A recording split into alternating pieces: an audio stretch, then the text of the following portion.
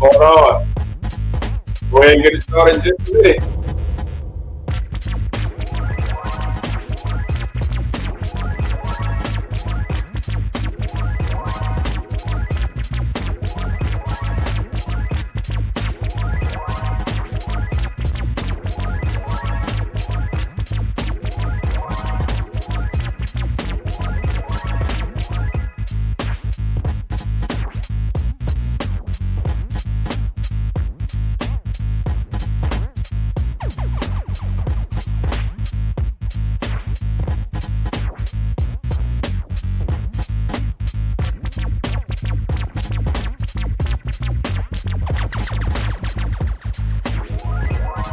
Welcome to anyone who just joined up. We'll be starting in just a minute.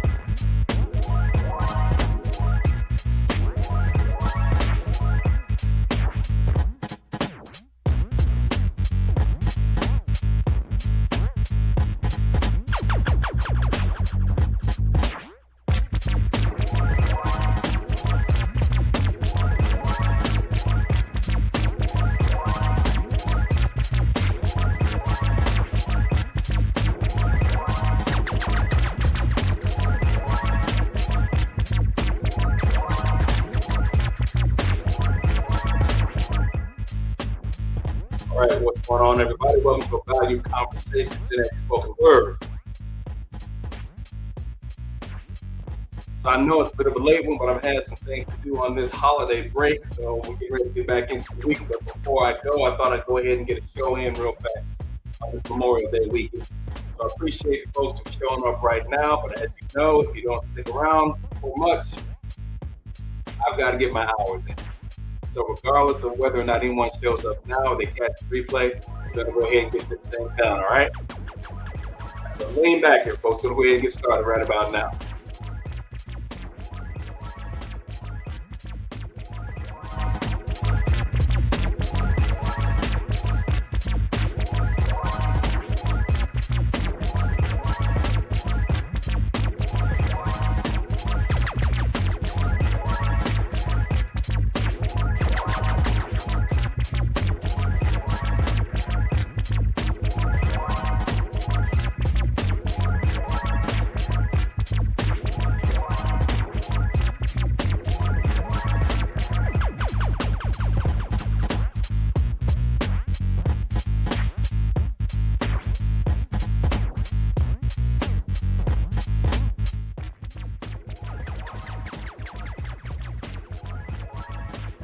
Go ahead and bring the music down a little bit so everyone can hear me a little bit clearly.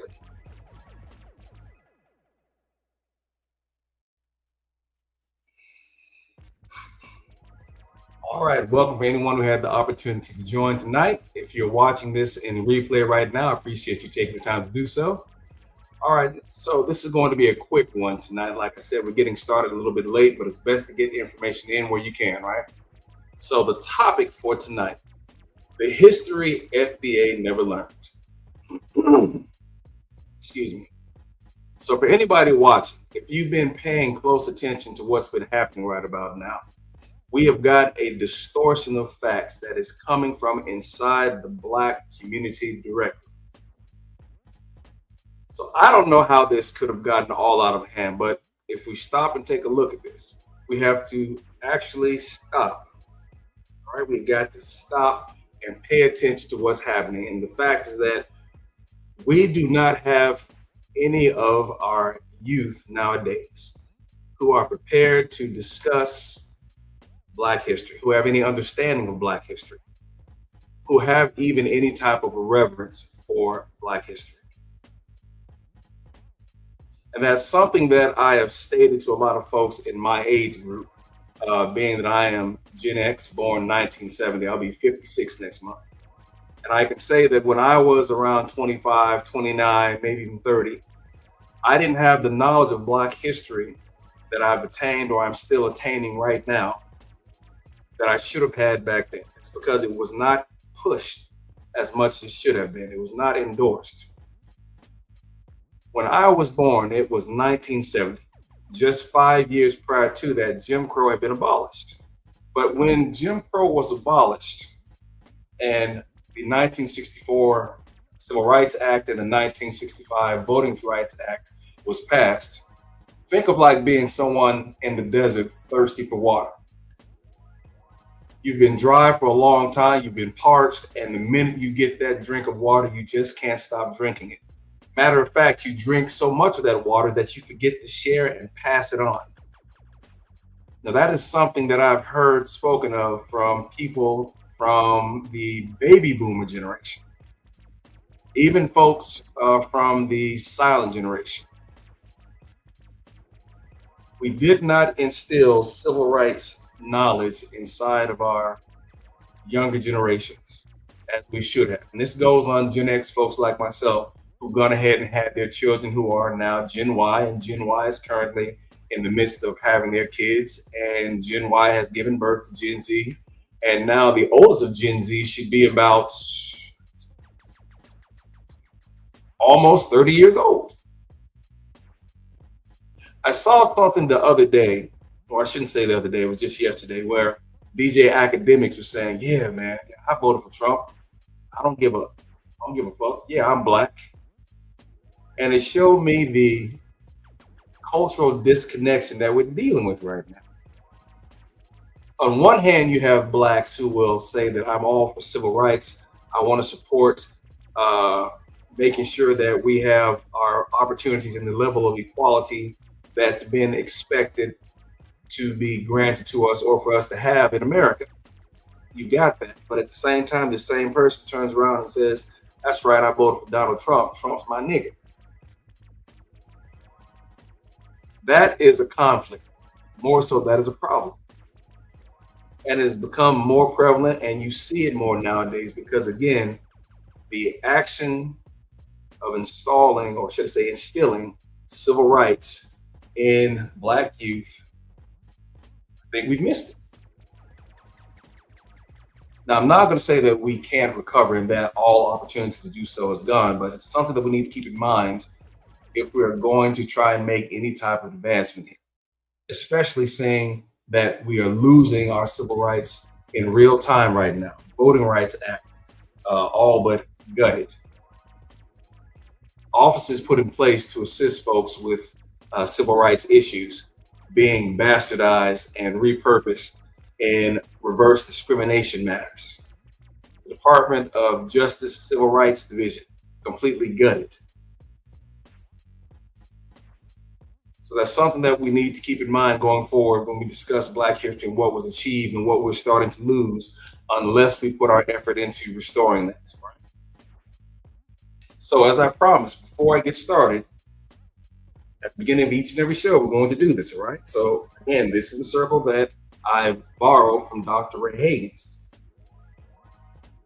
And this circle is going to identify anything that we currently know right now, but also reminds us of what we don't know.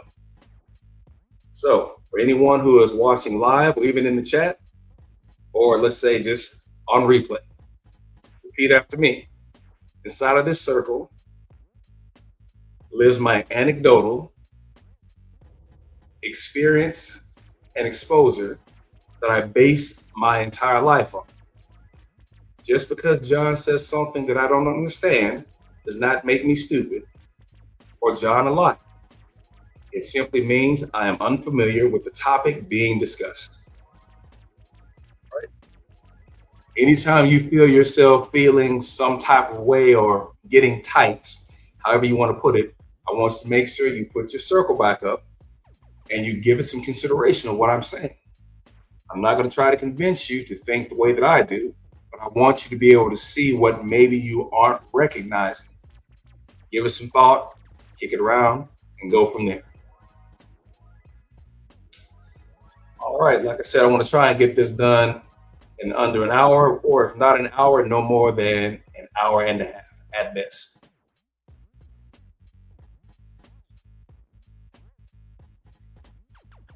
So let me back this up a bit here.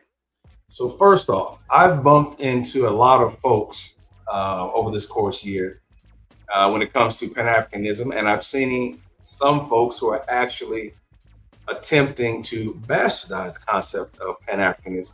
And when I say that, I'm talking about people who are trying to fuse FBA ideology with Pan-Africanism. Folks, it just doesn't work that way.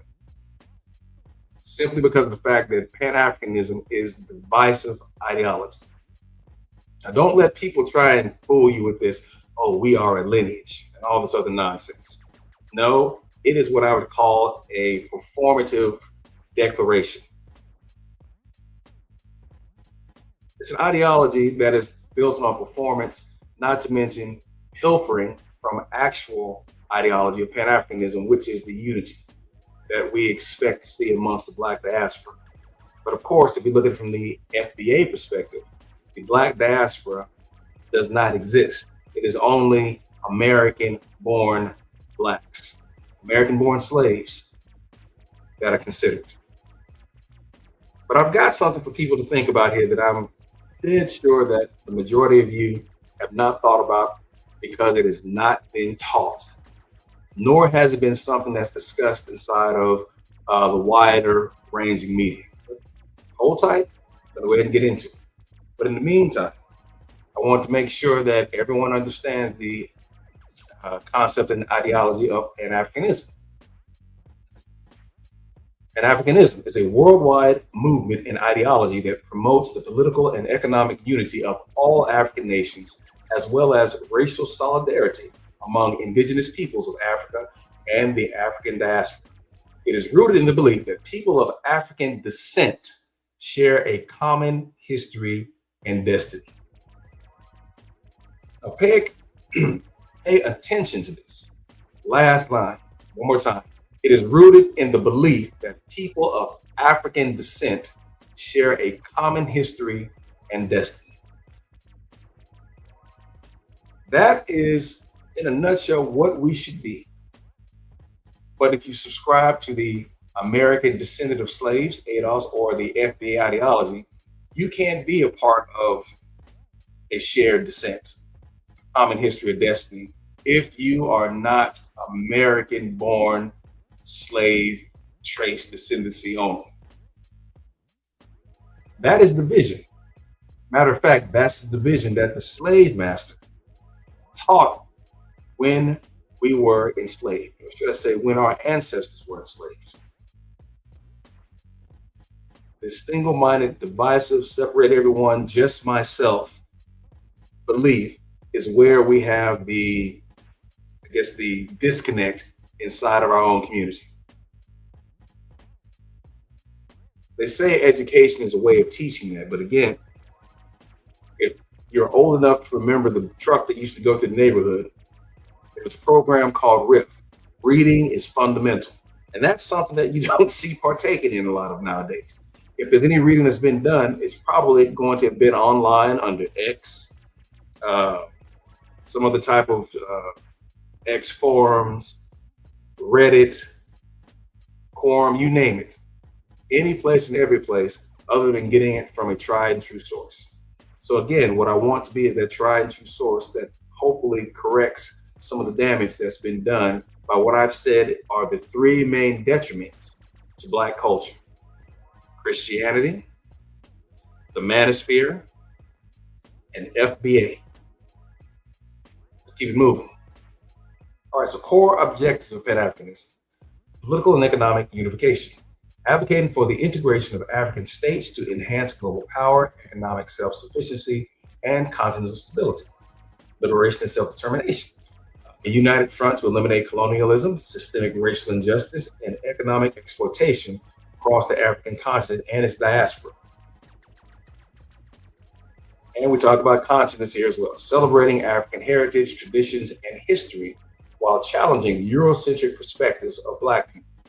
Now, the thing here that people need to understand is that when we talk about these things, it's not saying that to hell with everybody else around us. No, it's more along the line of making sure that we are included.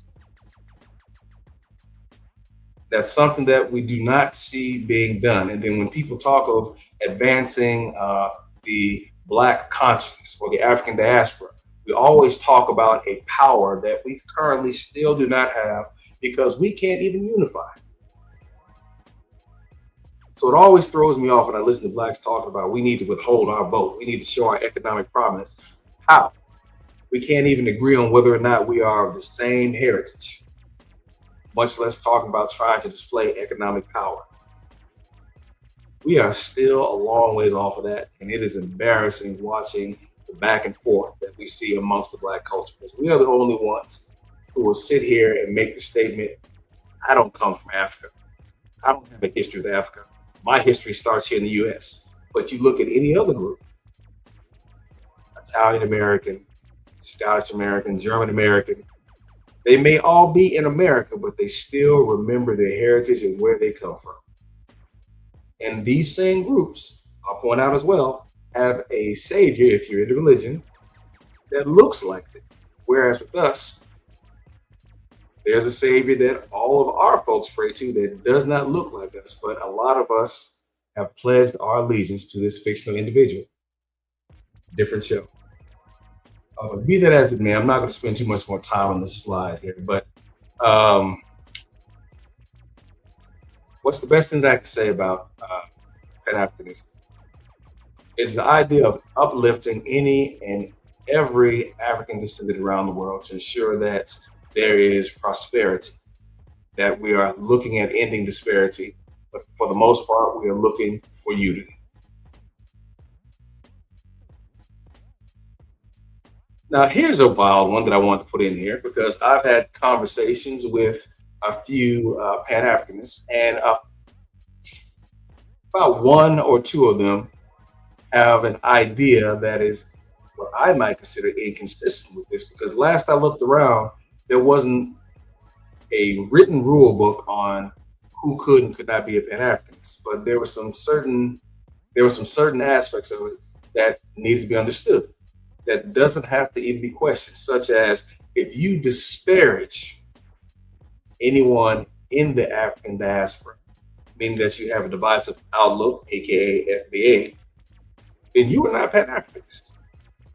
But then I was told, because of the fact that I had a political affiliation that aligned with the Democrat Party, and I say that openly, I've never hid that. Reason being, the Democrat Party is not calling Black history racist, divisive, revisionist. It's not attempting to remove civil rights from Black prominence. It's not removing heroes and known icons from websites. It's not removing Black icons from certain days of history, such as MLK Day, and replacing it with Trump's birthday or anything like that. The Democratic Party is not doing any of that. So therefore, that is the reason that I align from that side, from the perspective of ensuring that anything that is going to advance what it is we want to achieve, which is our perspective and our goals, I'll do that with that side. All right. Sometimes you have to look at what's going to push the ball further down the field. But that'll be a different show in and of itself. Basically, what I'm saying here is that we need to figure out what does and does not qualify a person to be a Pan-Africanist, because there are no rules. But let's go through this. I believe this is a short one. So the question that I put up here: does political affiliation determine who is or is not a Pan-Africanist? And this is what I got back. No, political affiliation does not strictly determine who is a Pan-Africanist. While the ideology has historical roots in left-wing liberation movements and African socialism, not the socialism that you have in UK, for example. As explained by Dr. Jon H.E.N.R.Y Clarke, when he talked socialism, he meant a social people, being social around each other. So again, while the ideology has historical roots in left-wing liberation movements and African socialism as championed by figures like Kwame Nkrumah, modern Pan-Africanism transcends traditional Western partisan spectrums. Pan-Africanism is fundamentally defined by a commitment to the global solidarity, cultural self-determination, and political or economic unification of all people of African descent. Because of this broad focus, its supporters span a wide variety of political affiliations. From the left, we have revolutionary Pan-Africanism heavily advocates for state-led unity, scientific socialism, and the dismantling of global capitalist exploitation. From the right, many conservative or market-oriented groups in Africa and the diaspora support Pan-Africanism through the lens of economic integration, free trade, such as the African Continental Free Trade Area, and cultural nationalism. And from the center, mainstream advocates, including various administrations within the African Union, focus on bureaucratic reform, international diplomacy, and multilateral cooperation. Ultimately, being a Pan Africanist is an ideological commitment to the uplift and unification of the African world, not a membership badge to a specified political party. Now, I felt the need to put that in there because I had a person who I will say part of the Pan fam who told me that I could not be a Pan Africanist because I was a liberal. I have no idea where this would come from. On top of that, of being told that I was a liberal, I couldn't be Pan Africanist, I was then told that Lyndon B. Johnson supposedly had Martin Luther King killed by this same supposedly shared with me Pan Africanist. You know, folks, we've got to stop comparing, the conspiracy theories on both sides. We know they exist, we know they are there. But one thing I deal with more so is observable reality, more so than letting myself fall into what I'll call intellectual declarations. So we have to stay correct with what we're saying, folks. We have to make sure that what we're engaging in is observable, it's reality, and nothing that's off the beaten path that can't be substantiated. But for the most part, we can't have titles and expectations that do not clear the hurdle. By far, as I said before, the main thing in a Pan-Africanist that's required, I would say, should be the uplifting of the African diaspora worldwide. Let's keep moving. So the first thing that I really want to truly want to touch on, is slave trading. So now we're going to go ahead and move into the history that I was talking about. How many people, if I told you right now that the transatlantic slave trade never stopped, how many of you would believe me? How many on your own have stopped and just thought to yourselves, what if, the transatlantic slave trade went from being carried out in public to where it could be seen where the ships were docked in the daytime? What if I told you that the transatlantic slave trade, even after being abolished in or around 1807 to 1808, still continued illegally? When I say still continued, I'm talking continued right up to the point where the Civil War started. So let me stop being obtuse. I'm just going to go ahead and say it right now. The transatlantic slave trade continued and flourished through every year of slavery that we had here in the United States. From the time it started up until the time it ended, the transatlantic slave trade always brought over what were known as saltwater Africans. Now, these were Africans who were coming from Africa.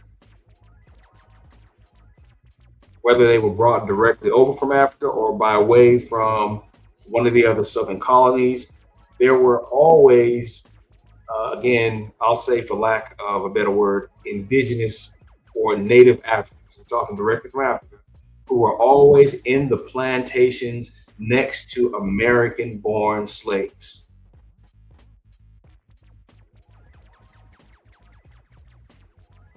Think about that. When you hear the concept of FBA talking about, well, if you don't have anyone that you can trace back to your family through slavery and they were American born, then you're not entitled to reparations. I saw something recently where Tariq, she was talking about, there are no immigrants in my family. But regardless of what he thinks about the rules of reparations that ADOS and FBA have put together, chances are, if you can trace your family member back to slavery through the implemented system of European immigrants, then chances are there's going to be a native-born African in the field who was working with your supposed ancestor. So therefore, if you have someone theoretically who is on the African continent who can trace the theft or the kidnapping of one of their ancestors from the shores of Africa to a plantation in America, theoretically, that means that they themselves also are entitled to reparations. People don't seem to think that this thing of tracing lineage or tracing ancestry, it goes both ways. But I don't want to spring it too close. I've already said too much, but it doesn't matter. We're going to go ahead and substantiate what I'm saying. So getting back to this, Pan-Africanism is fundamentally defined by a commitment to the global solidarity, cultural. Jump back here. Oh, I'm sorry. I think I did. Actually, I didn't go forward. The Confederacy banned slave trading in 1861, but not slavery. Sorry, folks, got myself switched around here. So this is what I was referring to. Even though the Confederacy had tried to ban slavery openly, this was banning only the international slave trade. It was not, however, getting rid of the domestic slave trade, meaning that the slaves that were already there.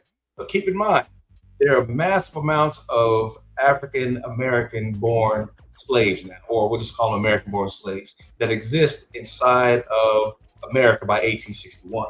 But what is not known by the majority of folks is that there has always been an influx of slaves from Africa. We're talking, once again, native-born Africans who were smuggled into the United States after the legal slave trade was stopped. So as I said before, there was always, as I'll say, saltwater Africans who were working in the fields on the plantation with American-born slaves. From the time slavery started, right up to the time and point of the beginning of the Civil War. So getting back to this about the Confederacy banning slave trading in 1861, but not slavery. Yes, you are exactly right. In 1861, the Confederate Constitution banned the international importation of enslaved people, but it explicitly protected and perpetuated the institution of slavery within its borders. The Confederacy did not ban the domestic slave trade or the ownership of enslaved people. Here's how the distinction worked. And referring to the international ban, Article 1, Section 9 of the Confederate Constitution banned the importation of enslaved people from any foreign country except the United States. This was largely done to gain international sympathy and to protect the domestic economic value of enslaved labor in the Upper South, such as Virginia, where I am. The domestic protection. Unlike the original U.S. Constitution, which avoided the word slavery, the Confederate Constitution explicitly enshrined the legality of slavery and permitted the trading of enslaved people across state lines within the U.S. Historians generally attribute this partial ban to economic self-interest, protecting the lucrative domestic slave market, rather than any moral opposition to human bondage. You can explore the exact wording of the Avalon Project, the Confederate Constitution, to see how these clauses were laid out. So as you see, there was a loophole that was built into it. Yes, we will stop the international part of slave trading, but we're not going to cut it off here inside the U.S. because this is where we earn our money. This is where our marketing exists. This is what turns and moves our economy. We're not getting rid of that. But at the same time, even though the illegal slave trade was pretty much nixed, there were still Africans coming into America, albeit, but we'll call it what it was, the early black market. Now, what happened when alcohol was made illegal? We had prohibition, right? So if you couldn't run it above ground in the daytime, what happened? It went underground. Remember the juke joints, the after-hour bars and so forth, where they still sold alcohol because it was prohibited to actually be legally sold? What do you think happened if you've got groups of blacks who are being brought in to be servants And all of a sudden someone says, no, this is illegal. You can't do this anymore. Do you really think people are going to stop if it's proven to be lucrative? Of course not.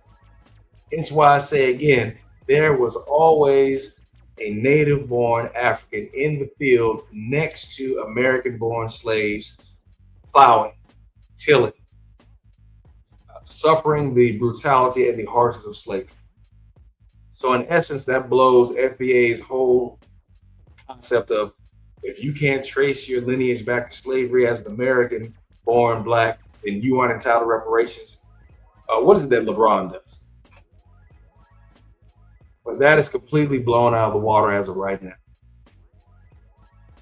We have always had Native Africans in America throughout slavery, as I said, up until the point of the Civil War starting. Looks like everybody gets reparations, huh? Moving on.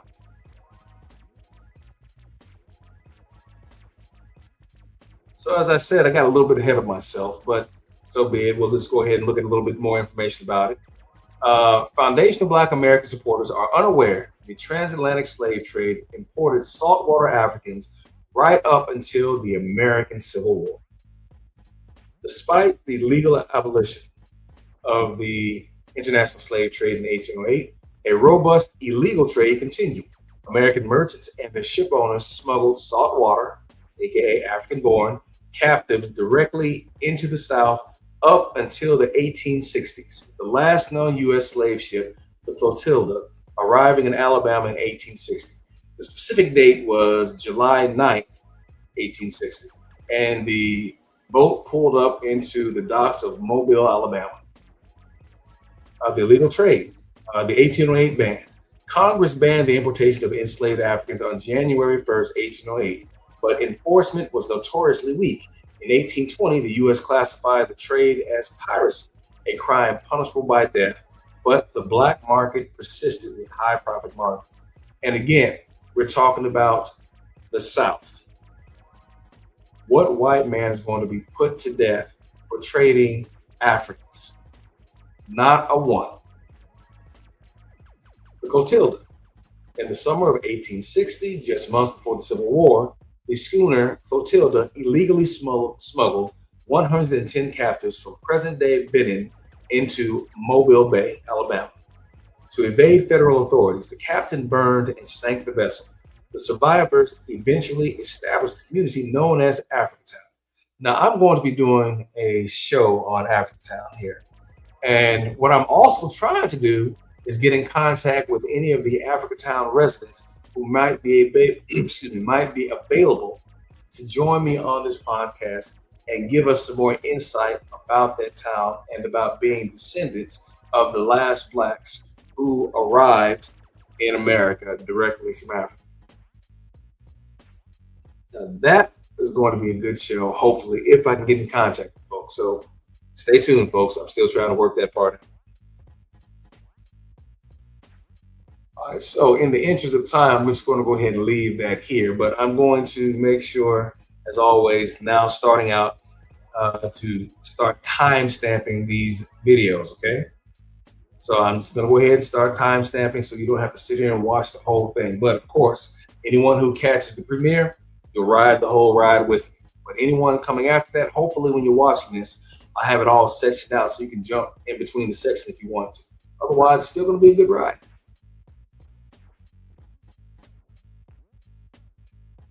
So going to what I was just saying a moment ago, there was never an instance throughout slavery where a saltwater African was not on a slave plantation due to the illegal slave trade. While the illegal slave trade did continue after abolition, the historical record shows that thousands of plantations operated entirely without saltwater African-born enslaved people. The overwhelming majority of enslaved people living in the U.S.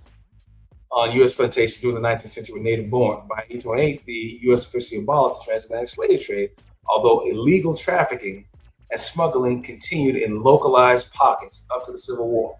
I want you to just read or take a look at how this reads here before we look at the next slide. Now notice this is saying that there were no saltwater slaves. Now, it all depends upon the wording that you utilize, because if you do not put anything in specifically to focus on what it is that you want to pull out as far as information, AI is not going to look for it. Even though you know that there is a cup on the counter, and let's say in this particular search, so and so wants a drink of water. Even though there's a cup on the counter, if I don't specify that a cup is accessible or available, it will not be included in the information being provided. But just take a look here and listen to what we're talking about. Following the ban, the institution was sustained primarily by the massive domestic slave trade, where over 1 million enslaved people were forcibly relocated from the Upper South to the Deep South. So if you read through this here, this is basically saying that there were no saltwater slaves here, right? And again, being African born. But we move to another search. And here's what I've got in here. The question of lineage dissipates once it is empirically acknowledged saltwater Africans who were on plantations and trafficked from Africa all the way up until the beginning of the American Civil War suffered the exact same harsh and cruel plantation life as American-born slaves, thus making both equally entitled to reparations. All right, so now let's look at this. The historical reality that both saltwater Africans and American-born enslaved people endured identical atrocities of chattel slavery drives the argument that all descendants of enslaved populations possess an equal claim to reparatory justice. This position reshapes the ongoing discussion surrounding historical restitution. The lineage and slavery experience. Continued trafficking. The transatlantic slave trade and the domestic trafficking of enslaved Africans continued well into the 19th century until the end of the American Civil War. Uniform codes. First generation saltwater captives and native-born enslaved people were integrated into the same brutal plantation system. Both groups faced the same systemic violence, labor exploitation, and denial of basic human rights, making their suffering indistinguishable. Now, recall in the previous slide, it said that there were no saltwater enslaved Africans anywhere. It said that they did not exist on the plantations. But yet, in this next search, as I mentioned, depending on how you specify what you're looking for, it says that, American-born and saltwater slaves were side by side on the plantation right up until the beginning of the Civil War. So again, you have to be focused on how you do your searches, searches, and how specific you are. Otherwise, information will be left on the table. All right, the reparations discourse. Now, you know this is going to just blow the whole thing out of proportion, or just sideways, as I should say, because we have been listening to reparations as being just a conversation that is had within America. But imagine now, again, this is not saying that what's been on the table for reparations is the final say. But if we, what was that all about, right? But if we look at it from a global perspective, it now gets wide and becomes more cumbersome in how to determine reparations. You know, we may need to have a video sourcing directly on that as well. But again, look at how much more complicated the conversation comes now that we're introducing the fact that there were native-born Africans who were in the fields with American-born slaves enduring the same slavery brutality throughout the 200 and some odd years of slavery in America. It is no longer just the suffering of American-born slaves. African-born slaves who did not know the language well, but everyone knows the distinct sound and tongue of a bullwhip. Motivation. All right, everybody understands that. So as it just said here in this particular paragraph or the above paragraphs, the same suffering was indistinguishable. So no longer can FBA try and say that they have sole claim to reparations. No, it's an open game now. Organizations and scholars argue that the cultural and historic devastation caused by kidnapping and enslavement should entitle all Black Americans to comprehensive reparations, including financial payouts and policy interventions. Evolving policy. Contemporary campaigns push for reparative justice by highlighting the systemic inequalities that have been passed down from these historical traumas. Let's go ahead and just finish this one out. Official resources and perspectives. NAACP. For specific details regarding current eligibility criteria and the scope of reparatory actions, refer to the NAACP reparations framework. Global support. International bodies have continually weighed in on the legacy of the transatlantic slave trade. You can explore future global perspectives on historical redress by the United Nations. So no one has a solid answer to that. But what we do have are these juvenile delinquents, FBA folks, trying to put themselves at the head of the table with no work put in, but expecting all prominence, with no solutions being given other than, well, if you aren't an American-born slave that you can trace your lineage back to slavery, then you don't get reparations. Okay, as I said before, the whole LeBron thing. Okay, it's gone. Native-born Africans were in the field, side by side, shoulder to shoulder. What the hell? Shoulder to shoulder. From the very beginning of the slave trade in America, right up until the Civil War. Nobody appears to be left out. More to follow.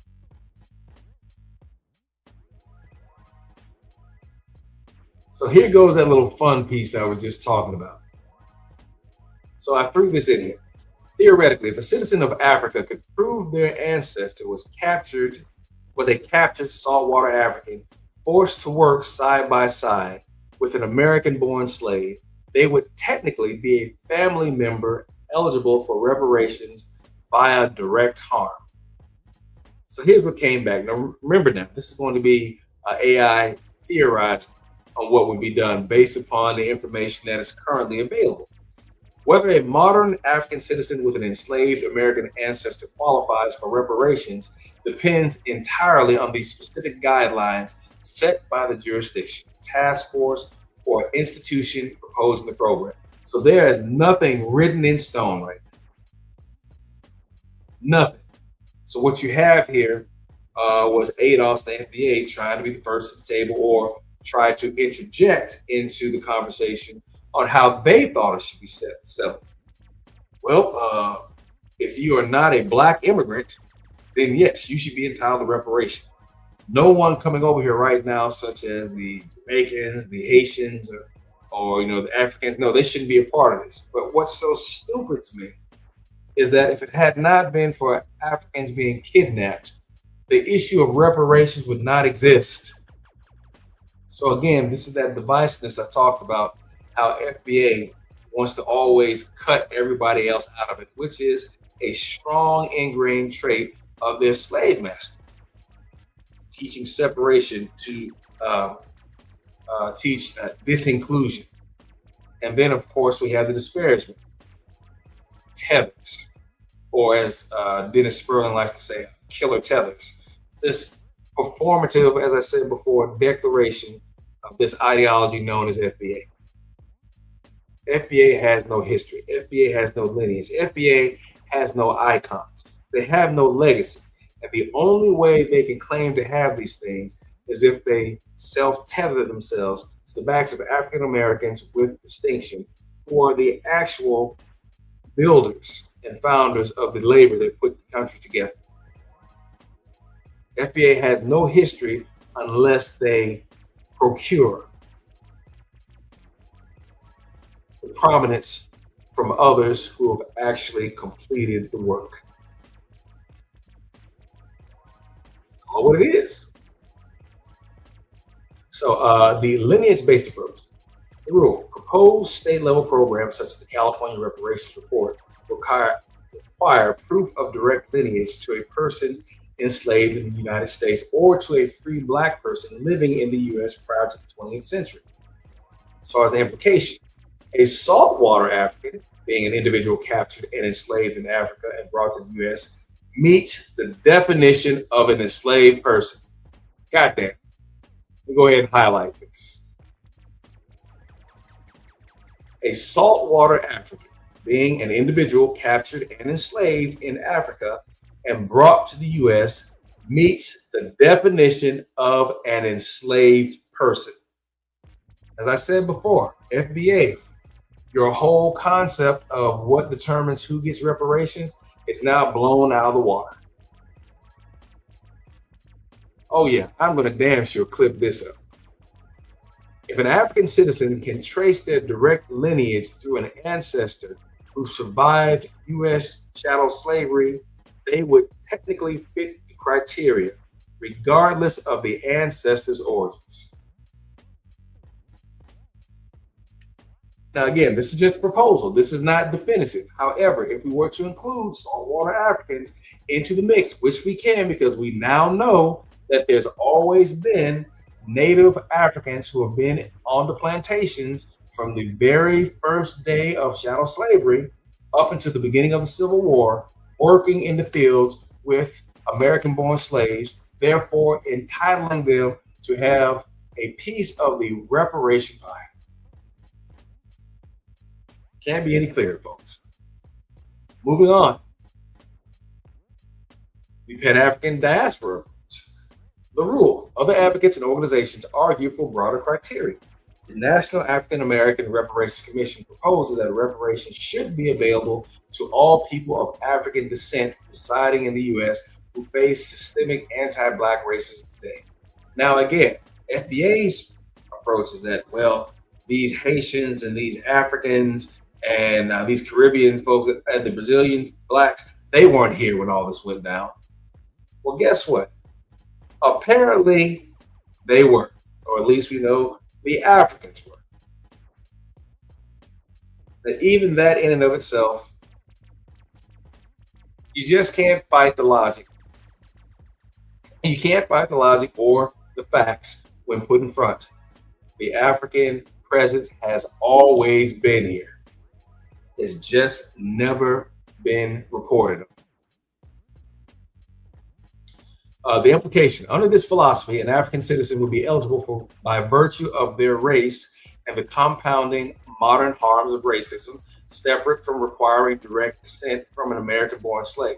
However, what we've just discussed here above pretty much would invalidate that or nullify, however you want to use it, because again, saltwater Africans, aka Native Africans, have been in America on the plantations all the way from the beginning of slavery up until the end of slavery.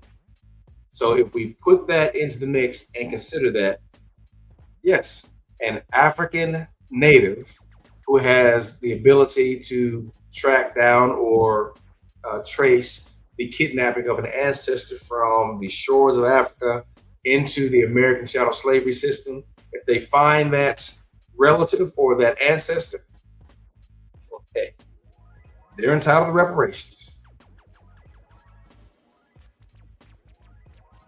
In either scenario,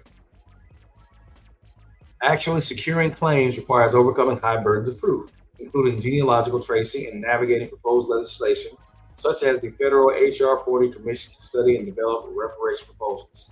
But that's something I want you to keep in mind, folks, whenever you hear this conversation pop up anyplace else. No longer do you have to sit here and listen to FBA and ADOS talk about it's only people who fall under the ADOS or FBA umbrella who are the only ones entitled to reparations. That is no longer the case. Make sure you have this information with you, ready to repeat if there's any question that comes up.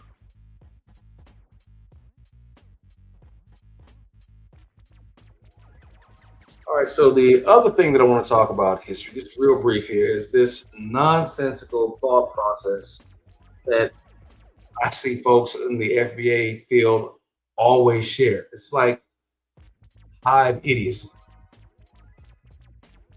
I can only ask, where do y'all get this shit from? I think I'm going to have a show that exists more around this, but I want to share one aspect right about it. And I see this all the time. FBA wrongly believes Jesse Jackson coined the phrase African Americans. And I put this out on TikTok. I believe I have another show where I pointed this out as well. Jesse Jackson did not coin the term African American. The term was first used back in 1782, but I've had blacks who would want to argue with me. I don't argue. There's no point. I have the facts. I'm correct. There's no need for me to try to be right. I am accurate. The claim that Reverend Jesse Jackson coined the phrase African Americans is historically false. While Jackson successfully popularized the term, that's what he did. He popularized it. He brought it back. He did not coin the phrase. Documentation shows the phrase is over 2 centuries old, 200 years old. The documented history of the phrase includes 1782. The term was first used in print in a byline to a published sermon in Philadelphia, Pennsylvania, written simply by an African American. And the African American who had written that sermon that they're talking about, it had something to do with the apprehension of Lord Cornwallis. But someone has said, oh, yes, that was written by an African American, an intelligent black man. 1988, Reverend Jesse Jackson, along with other black leaders, held a press conference on December 19, 1988, to officially advocate for replacing the term, black with African American. Jackson argued that the new name had cultural integrity and put Black Americans in their proper historical context, aligning their naming convention with other ethnic groups. And he was right to make that call, because we had already been called that. We were already called, I think, Afro-American, Afro-American, and there were a few other terms that are not used at all these days that we refer to as being Afro-American. That was another term that was used, but African-American was a good distinction and association. But you will see blacks come up here and say, Jesse Jackson was at the 1988 Democratic National Convention, and that's where he came up with the term African-American. He did not. You've seen where it came from. Understanding the timeline behind the term resolves common misconceptions within the foundational Black American community regarding its origin. No, it does not. You will still have folks who will argue this. It's like forever listening to Black conservatives and even the FBA talk about the Democratic Party being the party of the KKK. They are not. All right. Even though the Democratic Party had people who supported the KKK, the Democratic Party did not found the KKK. KKK was founded by 6 former Confederate soldiers in Pulaski, Tennessee. Again, just because the Democrat Party used to be, I will say this, they were the party of segregation. All the segregationists were in the Democratic Party up until 1964, 1965, when the ideological switch began and the majority of them left, them being the Southern Democrats, aka Dixiecrats, left the Democratic Party and went to the Republican Party, because the Republican Party, based upon seeing how Barry Goldwater was voting against civil rights, was going to hold the line and say, we are not going to be on the side of history where integration will be something we want to look to.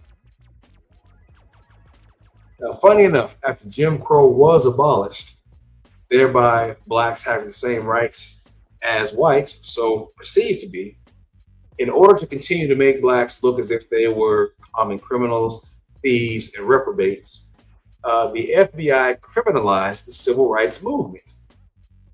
And by doing so, when they arrested someone who was participating in a civil rights protest, they can now say that this person is a criminal and continue the practice of disparaging and disenfranchising Black Americans.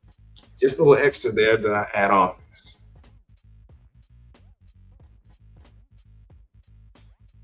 Now, if we even talk about the entire aspect of why we were slaves to begin with, again, FBA has no knowledge of this, what I'm sharing right now. Again, I've shared this in other shows. FBA is incompetent of the fact the Roman Catholic Church, per the decree of Pope Nicholas V, sanctioned the permitted slavery of Africans and their lands in 1455 AD. Now, just for a second, let's break down for a moment. How many people right now were even aware that slavery, or the slavery of Africans, was done by the church? Oh yeah. Slavery amongst the clergy was big business. They bought slaves, they sold slaves. Hell, even Georgetown had sold 272 slaves in order to keep the university open when it was being run by Jesuits. Now, slavery has always been. Oh, what are you doing? Pardon me. So slavery has always been big business. So if we're talking about slavery being big business, look at Jesus. Again, the fictional character never existed, but look at the fictional character of Jesus as being the CEO of all this. Give it some thought. Jesus was the captor, the enslaver, and the oppressor. The concept of Jesus was never about leading slaves to freedom. It was making sure that the slaves were okay with where they were in life and accepted it. And again, it all started with Pope Nicholas's decree. Enslave Africans, enslave the infidels who do not believe in Christianity, and take their lands as a result. History confirms that the Roman Catholic Church formally sanctioned the enslavement of African peoples and the seizure of their lands in the 15th century. Through specific papal decrees, the Vatican provided religious and legal justification that catalyzed the transatlantic slave trade. So there are two parts here. The Dum Diversas, 1452. Issued by Pope Nicholas V, this decree granted King Alfonso V of Portugal the right to conquer, subjugate, and reduce Saracens, or Muslims, and pagans, and any other unbelievers to perpetual slavery. Now, just to give you another bit of a history lesson, starting around the 7th century, roughly 7th century or so, the Muslims conquered Africa, or at least parts of northern Africa. And upon doing so, around the mid-7th to the 8th century, the Muslims invaded and captured Iberia, which today we know this being Spain, Portugal. But here's what people don't tell you, or what the stories won't tell you. It wasn't pure Muslims that captured and conquered Iberia. It was Africans who had been converted to Islam who captured and conquered Iberia. So when you have this conversation with anyone, understand that Africans conquered the Iberian Peninsula and held it for almost 800 years. So of course you can see why the Roman Catholic Church would say, hey, if you see any Muslims out there, you can enslave them. So about the time that Christopher Columbus was setting sail to America and Spain was becoming a naval power, this is when the African Muslim allegiance were losing, or had begun to lose, control of the Iberian Peninsula and had to fall back to Africa. But again, just another piece of history that if you didn't know that, now you did.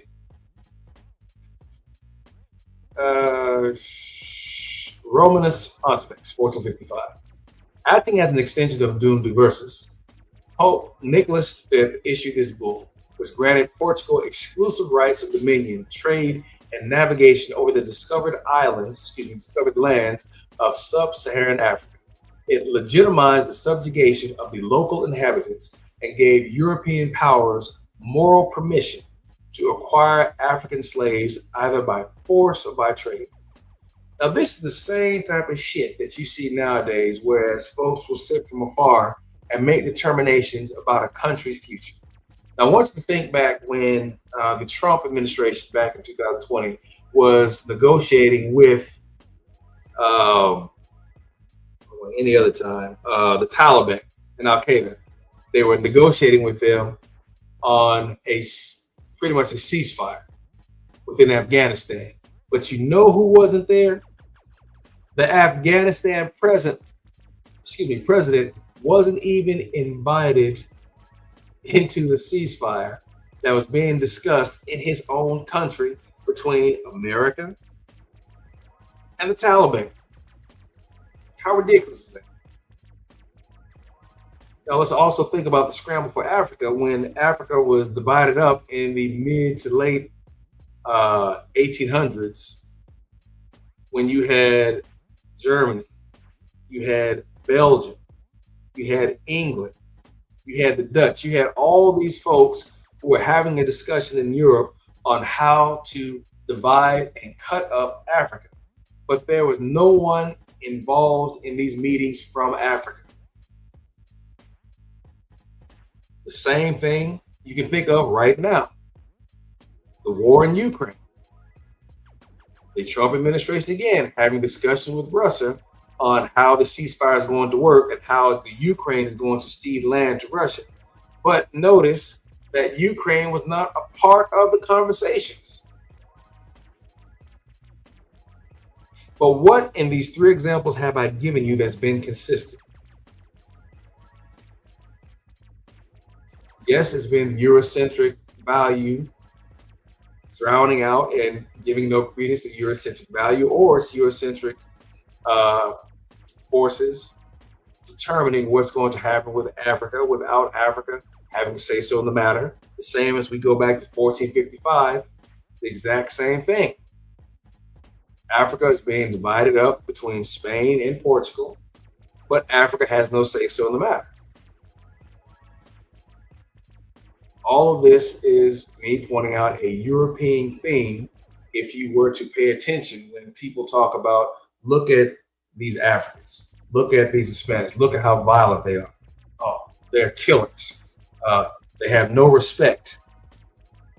Look at history, right? The proof is in the output. All right, so I will go ahead and leave that right there because we've just hit an hour. So we're doing pretty good on time as I wanted to. But again, go back over the video if you like, or type in anything that you see here if you would like to see the information, read more for yourself. Now, here's something that'll blow your mind even more than just what I've discussed here. Now, I had this conversation in one of the other shows, but it's always a decent thing that I need to bring it back again to remind folks, because this has not been ingrained enough, nor talked about enough. Foundational Black American supporters are unaware Arabs were the first to enslave and trade Africans.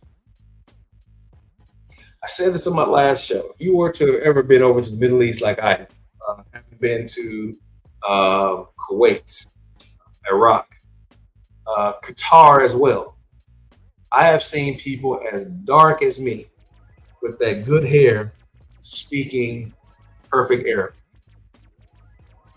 Even right here in Virginia, I can go over to one of the malls, the Lynn Haven Mall, and there's an African store. And the owner over there is African, but he speaks Arabic. Now, I'm sure, or I shouldn't assume, but I'll assume that he also speaks African as well. But I think his native tongue might be Arabic, meaning that he may be from a central or maybe even the eastern part of Africa, because that's where the dominance of Islam is more seen on the East Coast, whereas the West Coast, you do have some Islam, but it's more Christian, per se. Not to mention you have more women who are able to participate in the marketplace as they were throughout the entirety of Africa before the Muslims or the Europeans came. So I think I need to do a show that discusses the matrilineal aspect that used to exist throughout Africa and pretty much the world before the patriarchal system took place.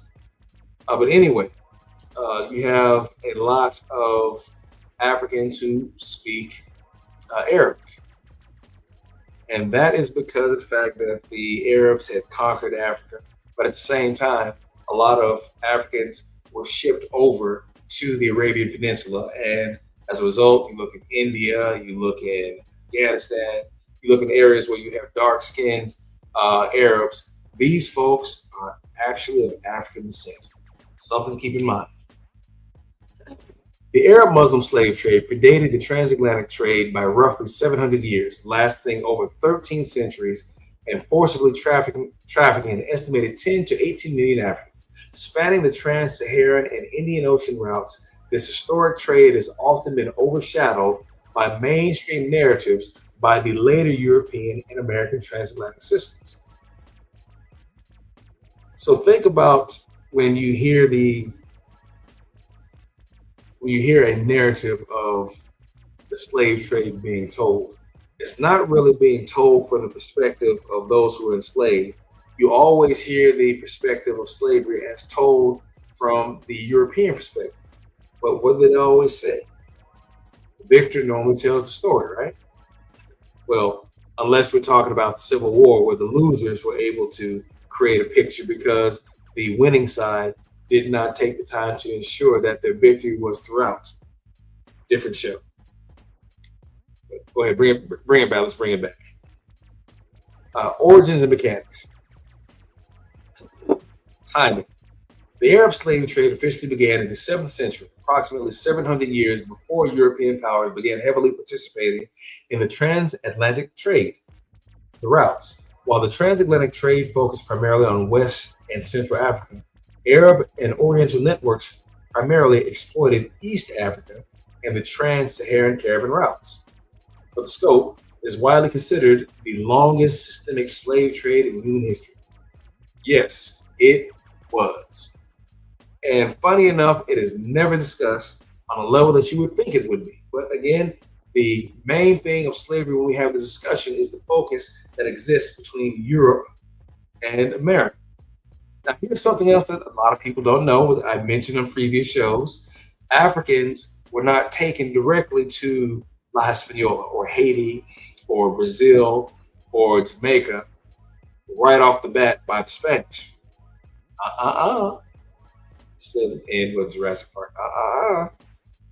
Anyway, Africans were trafficked directly from Africa to Spain first. So there was a large amount of Africans who existed in the European theater. I have a military flashback, European theater, but on the European continent, long before slavery in America, or even in the southern colonies and Spanish colonies ever took place. And the reason why blacks ended up being sent to America is when Columbus landed 1492 in what he thought was in India. When he landed in the West Indies, he came across the Taino Indians. So this was in 1492. 1493, the Spanish came back with, I want to say, 17 ships and forcibly began the subjugation of the Taino Indians. And within 10 years, a population of 1 million plus or whatever were damn near wiped out. We're talking about 90% or more of the population was almost wiped out completely from history. It was genocide. Now, being that Columbus was looking for riches and gold and hadn't found what he was looking for, he had even begun taking the Taino Indians from the West Indies and brought them back to Spain to be slaves. The audacity of this dude, right? But again, because brutality, because of European diseases, things of that nature had wiped the Taino Indians out, in order to keep that economy that they were trying to build going, that is when they started shipping the Africans that had been taken from, or should I say, kidnapped from Africa to Spain, or AKA Iberia. They took those Africans now from Iberia, aka Spain and Portugal, and sent them to the Americas. Hence beginning the transatlantic slave trade. Oh, you're going to catch a fair amount of history here, folks. All right, so again, I'll just leave that little bit of information with you, but you can find that here by just tracing out what you see on the screen into your favorite web browser. Now, note, let me tell you this. I noticed today that the information that I put in Google and get information back, such as saying the saltwater Africans were in America and side by side next to American-born slaves. When I put that same information into Firefox, Firefox said, oh no, this information is false. Again, that is not a true statement, because if you look at this closely and you were to look at the flotilla, the last ship that landed, you have Africa Town, as I mentioned earlier, which is a town that was created by the descendants of the last slave ship that came into America, illegally, of course. So you cannot say that this information is false. So always remember that scientific racism that began around the 18th and 19th century is still the premise on what a lot of the ideology of denying African prominence still exists under. It's something to keep in mind. So if I were to tell you what browser to use, I would say you want to use Google. Even though we know AI is rampant and running crazy out here, Google is still permitting the information that is factual to be researched and seen. Today was the first day while researching this information that I ever seen a search engine literally, for the lack of a better expression, withhold proper information. Just something to consider.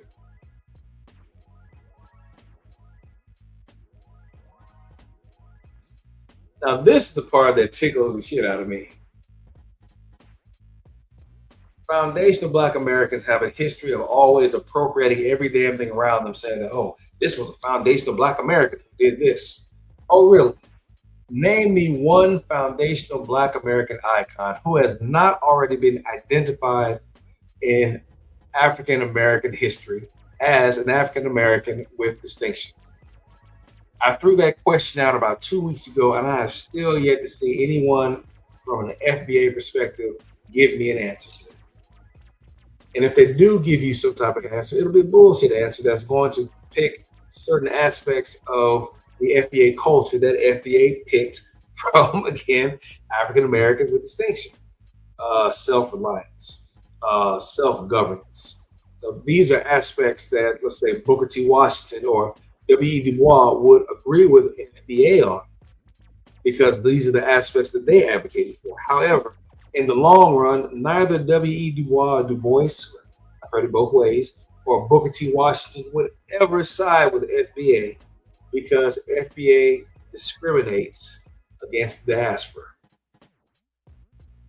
So if FBA has this ideology of where they discriminate against anyone who supports, non-blacks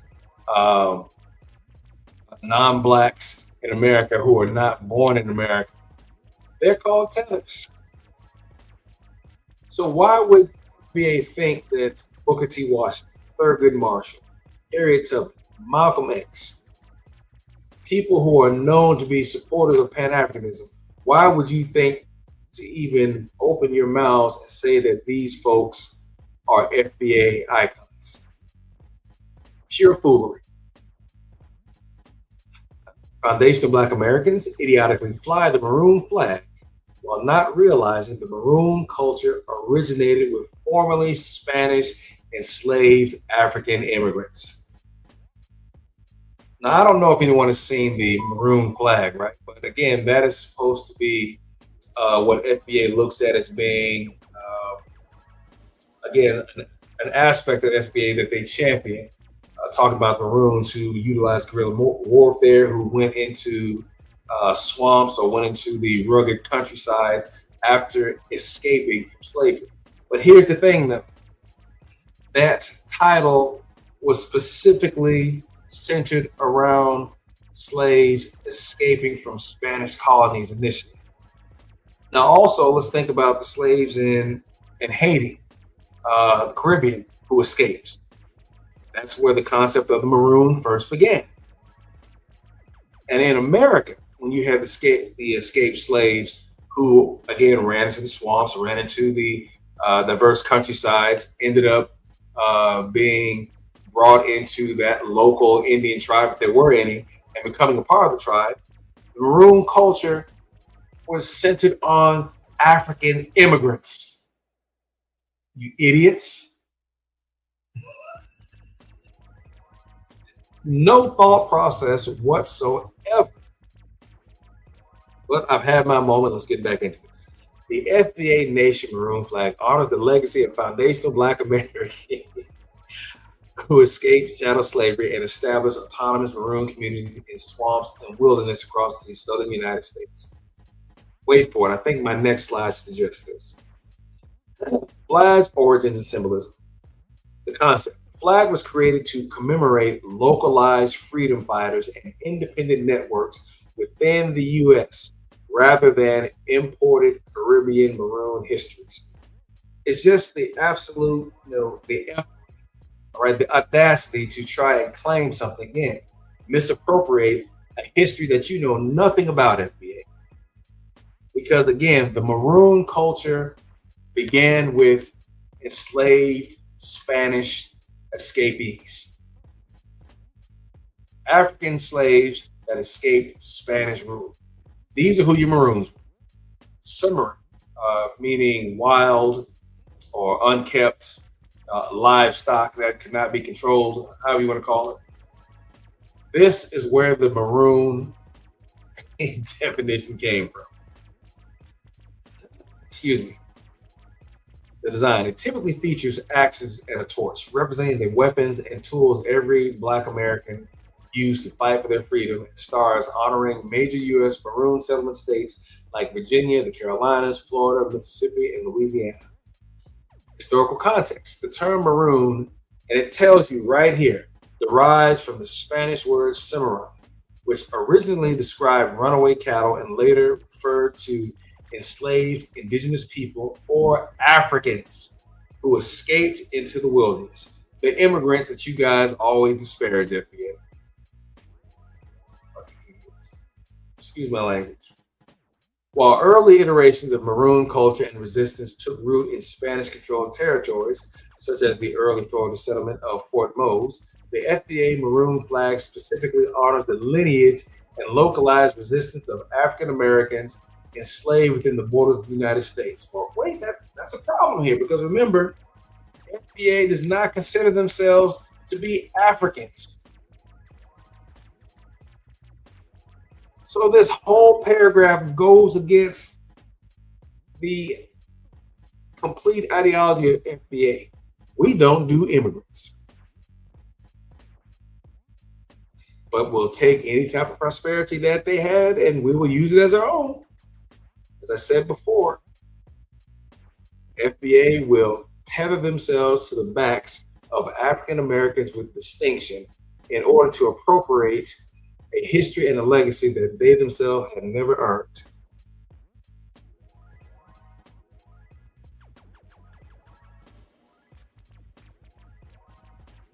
All right, here's this last one where I said I have something that specifically addressed the maroon fighters. Maroon fighters were escaped Spanish enslaved Africans in the Caribbean and in North America, Florida specifically. Maroon fighters were escaped enslaved Africans who formed independent, self-governing settlements throughout the Americas. The term derives from the Spanish cimarron, meaning wild or fierce. In Florida, these freedom fighters famously allied with indigenous groups to resist American expansionism. Key facts about the maroon fighters in Florida and the Caribbean. The meaning of cimarron, originally used by the Spanish, the term referred to livestock that had escaped and gone wild. It was later adapted to describe enslaved people who fled plantations into the inaccessible wilderness to fight for and build free communities. Florida's Black Seminoles. In Spanish Florida, escaped enslaved Africans, many fleeing the British colonies, integrated with local indigenous tribes. Remember, I just mentioned this. Together, they formed a powerful confederacy known as the Black Seminoles or Black Maroons. They built heavily armed agricultural settlements and fought fiercely against U.S. troops in the Seminole Wars. The Caribbean resilience. Across the Caribbean, including Jamaica, Panama, and Hispaniola, Maroons utilized guerrilla warfare to protect their freedom. In many cases, these fighters were so successful that European colonial powers were forced to sign peace treaties recognizing their sovereignty long before the end of slavery. You know what? Let's go ahead and finish this out. The Spanish sanctuary strategy. In 1693, the Spanish crown issued a royal decree, the Edict of King Charles II, that granted freedom and sanctuary to any escaped and swore loyalty to the king. Let me read that again. In 1693, the Spanish crown issued a royal decree, the Edict of King Charles II, that granted freedom and sanctuary to any escaped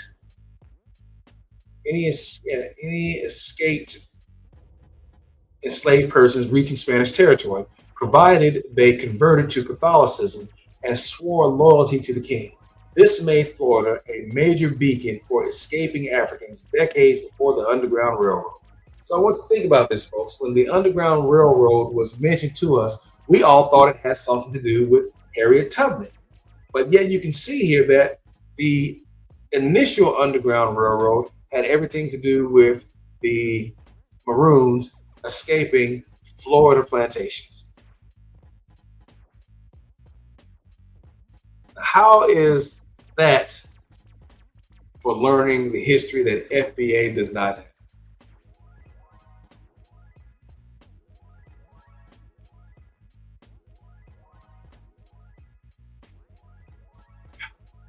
I can't say this enough. FBA has no history. FBA has no legacy. FBA has no icons, and they damn sure do not have a lineage. What they have is a performative declaration. Matter of fact, let me do one.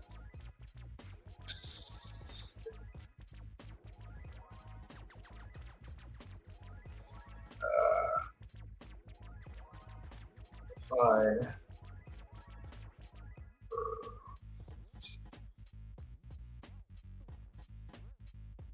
First, what is intellectual?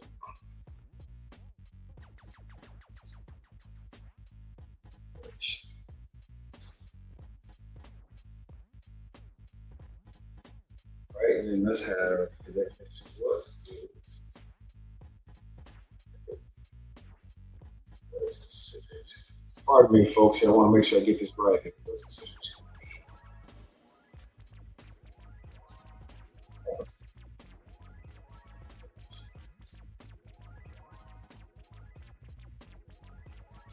All right, I do believe I've got it. So what I'm going to do here, let me just add these two on.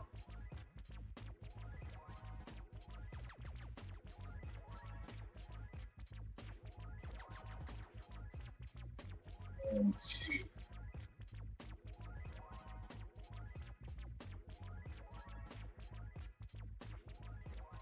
I definitely do not want anyone leaving without getting the full scope of the conversation.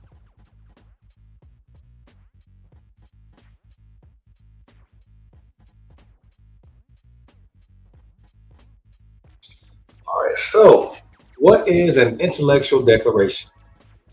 An intellectual declaration usually refers to a statement asserting independence in thought or a formal document regarding intellectual property rights. Most famous use of this term refers to Ralph Waldo Emerson's 1837 address, The American Scholar, which Supreme Court Justice Oliver Wendell Holmes famously dubbed America's Intellectual Declaration of Independence. In this context, an intellectual declaration represents a bold cultural shift where a group, nation, or movement rejects older borrowed ideologies to forge its own original philosophy and independent thinking.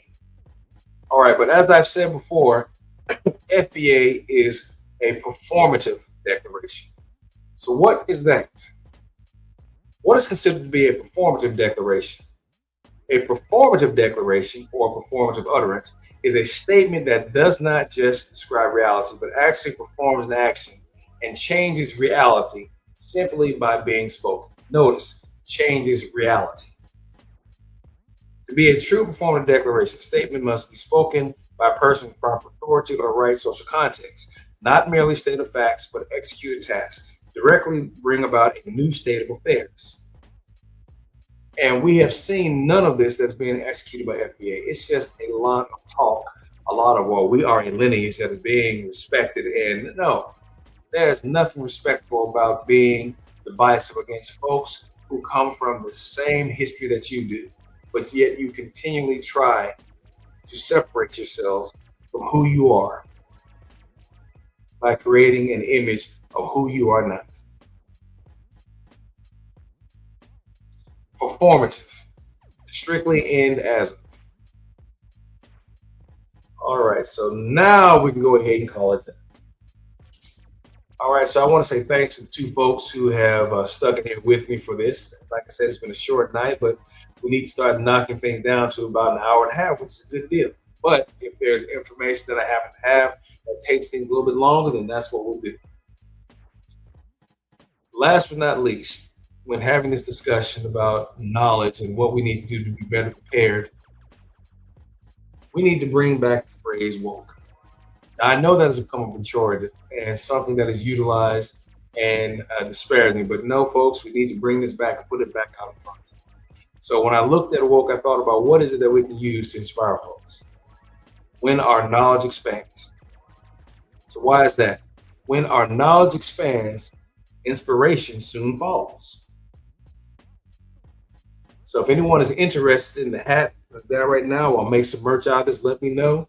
I'll put some things in the mail, all right?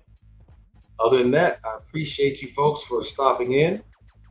And as always, I am grateful for anyone who has the time to check out the show. And if you can't check it out in real time, of course, you know you can always come back and catch the replay. So what else can I say? Find somebody who knows somebody to tell somebody about what we've got going on over here.